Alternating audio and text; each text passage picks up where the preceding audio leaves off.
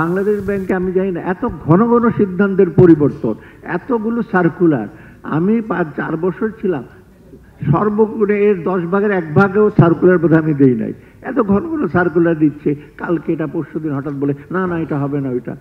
তার মানে কি পলিসির মেকিং ডিসিশন, পলিসি এত রং। আমি বলবো যে ব্যাংকের এই প্রবলেমটা পলিসি লেগেছি, নীতির গলদ। আপনি ধরেন ফরেন রিজার্ভের ব্যাপার, 2-3 বছর আগে দেখেছি আমরা ফরেন রিজার্ভে চাপ পড়ছে, 82-র মধ্যে রেখে দিলেন, $12 বিলিয়ন খরচ করে ফেললেন। কিসের জন্য? ইন্ডিয়া, মালয়েশিয়া, থাইল্যান্ড কিছুটা ডিভ্যালু তেমন করে না, সবাই ডিভ্যালু করে। আমরা 82 রেখে, আমরা অনেক স্ট্রং ইকোনমি, আমাদের ফরেন এক্সচেঞ্জ রেট এত ভালো, 12 বিলিয়ন খরচ করে মাথায় হাত দিলেন। কোনো মানে হয়? আপনি যদি অ্যাটলিস্ট এখন ক্রলিং পেগ বলছেন, ক্রিপিং ডিপ্রিসিয়েশন, তখন ক্রিপ করতে দিলেন না কেন? হঠাৎ করে এক লাফে 27%, এখন 160, আবার 170 হবে, বাইরে তো 120-25। মানে এইগুলি যখন একটা সে চলে যায় আয়ত্তের বাইরে, যথাসময়ে ডিসিশন না নিলে এইরকমই হবে। এই জন্য আমি বলছি আমাদের লিগেসি পলিসি ফেলিউর, এবং আমি মনে করি নিয়ন্ত্রণকারী সংস্থার ফেলিউর একটা বড় ফেলিউর। শুধু পলিটিশিয়ান দোষ দিলে চলবে না। আমার সময় তো পলিটিশিয়ান তো ছিল, তারা কি নতুন ব্যাংক চায় নাই? নতুন ব্যাংক তো অনেক কিছু করেছে। We engage with the politicians, argue করেছি। মাঝে মাঝে আমি খুব শক্ত, মাঝে মাঝে আমাকে উইথ ডিউ রেসপেক্ট শব্দ চল, গভর্নর সাহেব আপনার কি অসুবিধা, একটা ব্যাংক দেন না কেন? নাম বললো না, কয়েকজন ব্যাংকের চেয়ারম্যান আমার সাথে মিটিং করে, 2-1টা দিয়ে দেন না কেন? আর উপর থেকে বলতো তুমি 4টা সিলেক্ট করো, আমরা 2টা সিলেক্ট করি, এইরকমও সাজেশন দেই নাই। না দিয়ে কি আমার চাকরি চলে গেছে? চাকরি চলে যাওয়ার উপক্রম ছিল, এনিওয়ে সেটা হলো অন্য জিনিস। অতএব এই জিনিসগুলি যদি আমরা ঠিক না করি, মোট কথা পলিটিক্যাল উইল আর ইচ্ছা না থাকলে কিচ্ছু করতে পারবে না। অ্যারিস্টটলের একটা কথা আছে, ideas and willingness, not the events, not the nitty gritty. এখন যদি ভালো আইডিয়া এবং সদিচ্ছা থাকে, পৃথিবী বদলিয়ে দিতে পারেন। সেটা কিন্তু অনেক আগে সক্রেটিস বা অ্যারিস্টটলের মধ্যে বলে গেছেন। এই আইডিয়াসগুলো তো আমরা, বা সেগুলো আমার সদিচ্ছা নয়। এমন একটা সংক্রামক ব্যাধি আমাদের ব্যাংক।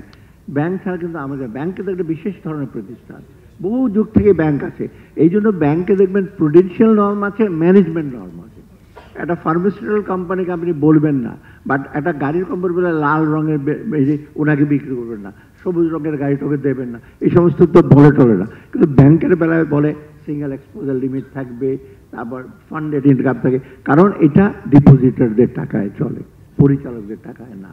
আর বিশেষ ধরনের এই জিনিসটা আমরা কিন্তু অনুধাবন করতে পারি না। ভাবছি ব্যাংক মানে আরো 10টা কোম্পানির মতো চলবে, যেখানে ইচ্ছা ডাইরেক্টররা যা ইচ্ছা তা করবে। এই জিনিসটা যতদিন অনুধাবন না করতে পারবো, ততদিন আমরা এই সমস্যার কোনো সমাধান করতে পারবো না।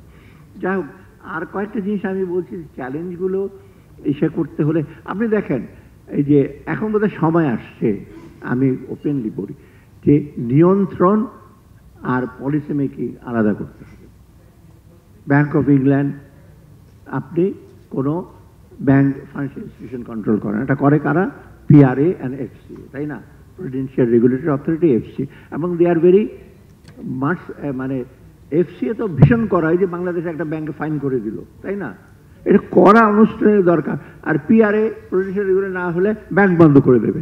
আর বাংলাদেশ ব্যাংক শুনবে, বাংলাদেশ ব্যাংক একটা অনেকটা সমবায় সমিতির মতো হয়ে গেছে মনে হয়, যে বাংলাদেশ ব্যাংক ব্যবসায়ী, ব্যাপ with due respect with bank director, অর্থাৎ যৌথভাবে বোধ তারা ডিসিশন নেয়। মানে তাদের চাপ আছে, যাই বলেন, ব্যবসায়ীদেরও চাপ আছে।